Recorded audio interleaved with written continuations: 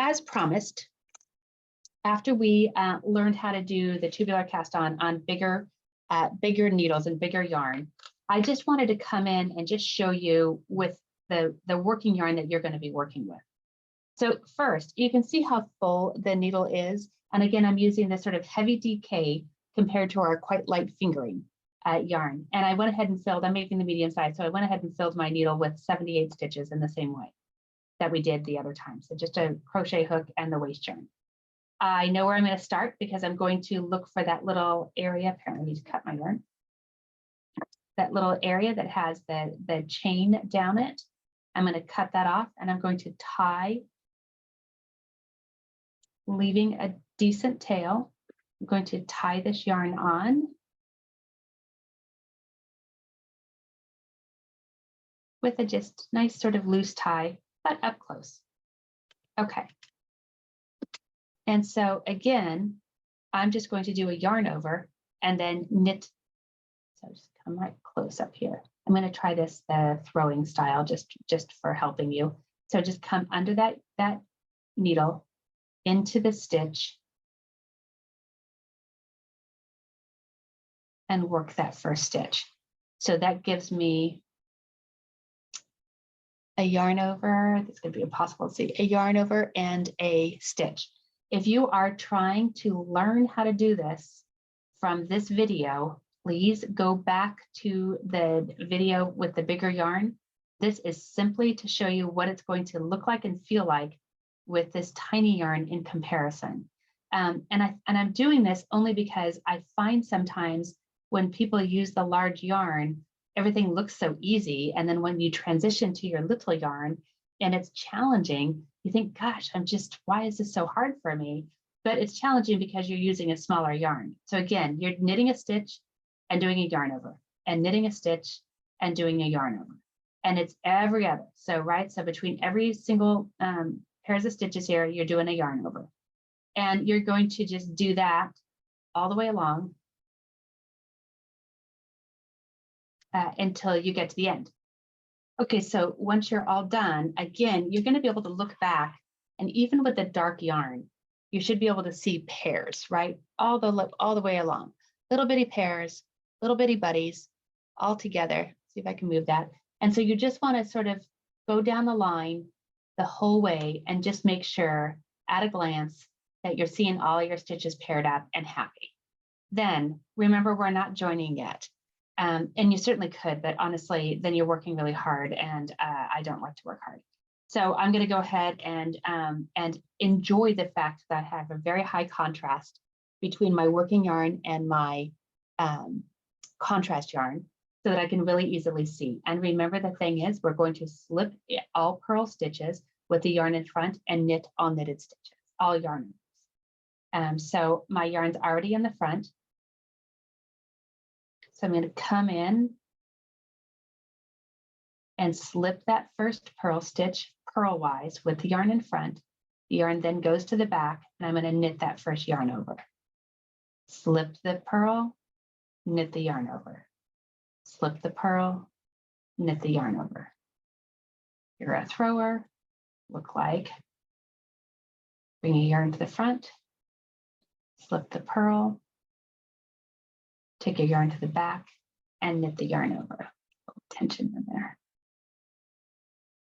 Right, bring your yarn to the front, slip the purl. Again, I can see that purl bump really easily.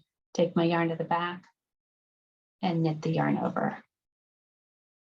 So you'll do that all the way across, but still don't join at the end.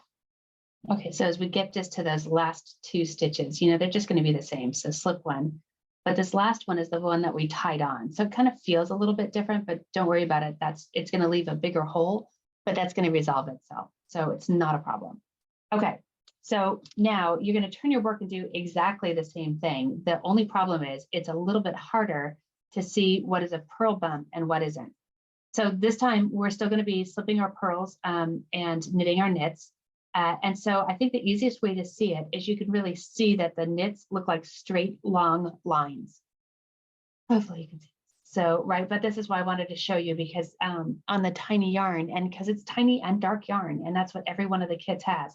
So those straight longer lines are going to be your knits, and the ones that kind of hide up in there are your purls. So it should be, as you're doing it, it's going to be easier to see as you're working on it. Of course, we knit our last stitch, so we know that that one is a purl. So we're going to start with that, flipping and then knitting.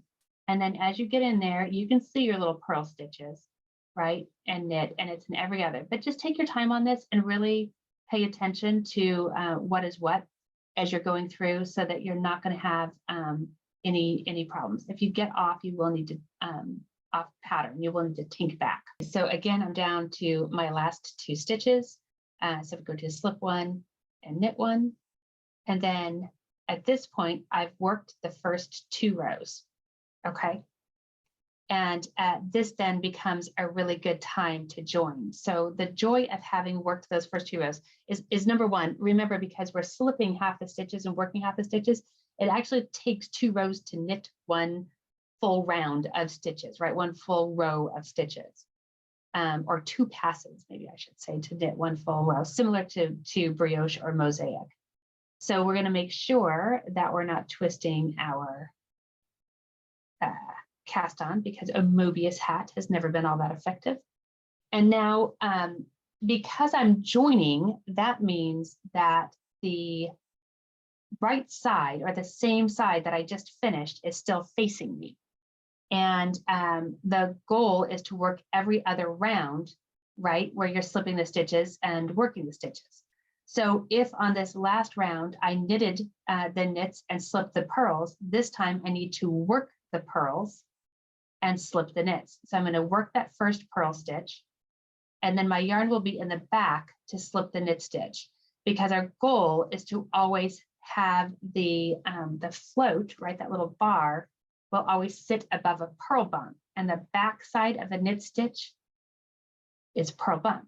So as I'm coming closer, I can sort of see my knit stitches are those little V's, and my purl stitches just look shorter. So the longer knit stitches, I'm going to go ahead and slip with the yarn in back, bring my yarn forward and purl the next stitch. Slip the knit stitch with the yarn in back, bring my yarn forward and purl the purl stitch.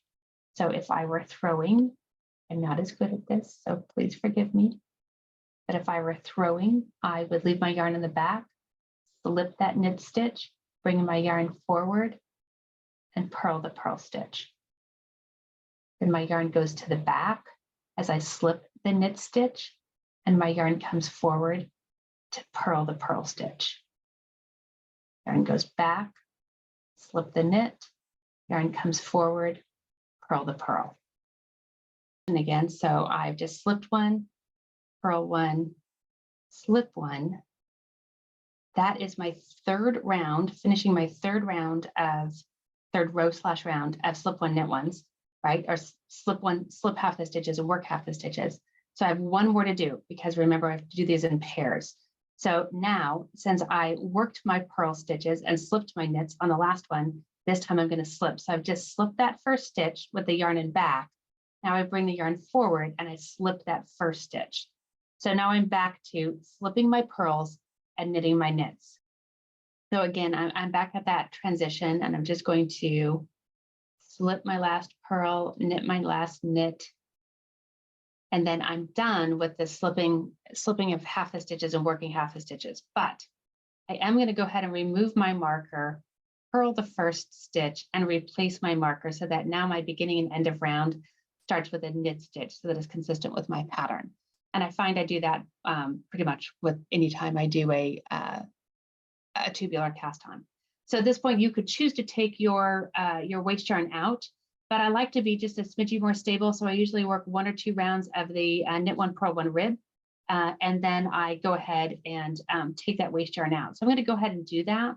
So you're just literally just doing now back to normal everyday knit one, purl one. Okay, so we've done those 2 more rounds just of ribbing, just to give it a little bit of stability. I'm going to go ahead and work 1 more stitch just to keep my stitch marker in place. And then the first thing we're going to do is untie this very loosely tied bit of yarn that we tied around. Maybe.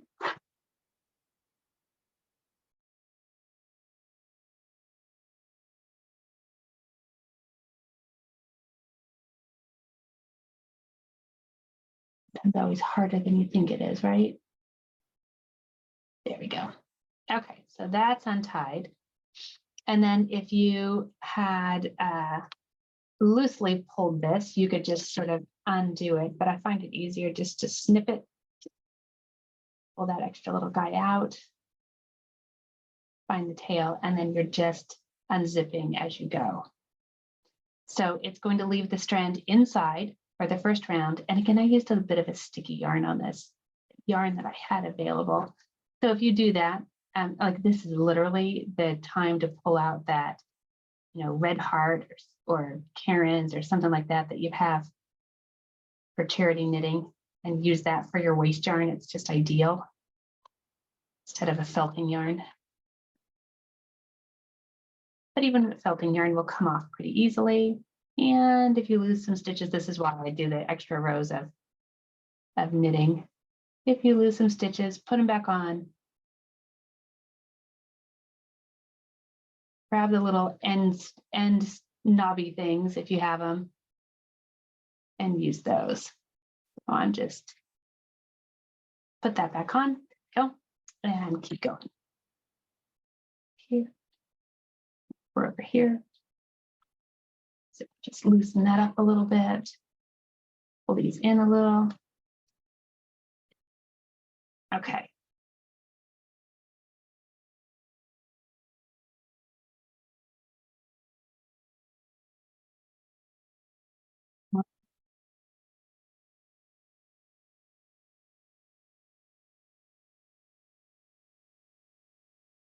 And sometimes it helps just to kind of pull them out a little bit. But again, the smoother the yarn is that you're using, the easier this little point will be. I'm probably giving you a worst case scenario, so you're welcome. Sometimes it's nice to see, and it's even a little bit harder, the things you can do. Okay, pulling that out. And then once all the chain is out, then you're just literally pulling what's left in out. And of course, this seems so much harder to do than the first one because there's so many more stitches than that first video. Oh, sticky yarn. There we go. And you know, worst case scenario, always grab another tool. Yeah. Cut this guy a little bit so I'm not dealing with quite so much extra yarn.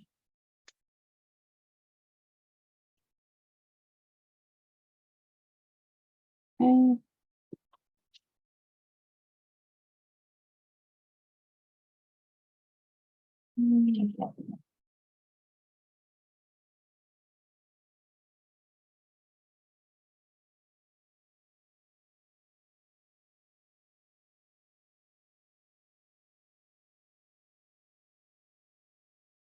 A little bit.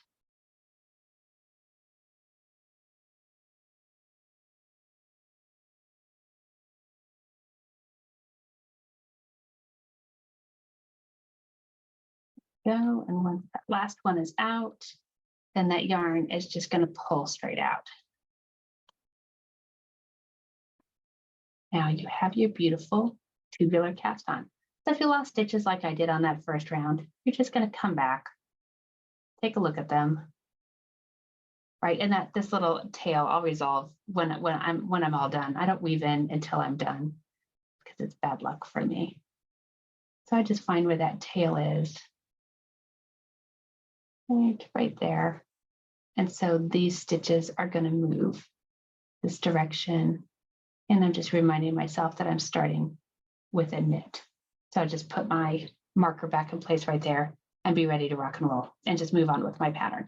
So I hope that's been helpful a little bit. And the tubular cast on, it does make such a pretty cast on. It really is worth it to give it a try and at least try it on something and see how it goes. Thanks so much.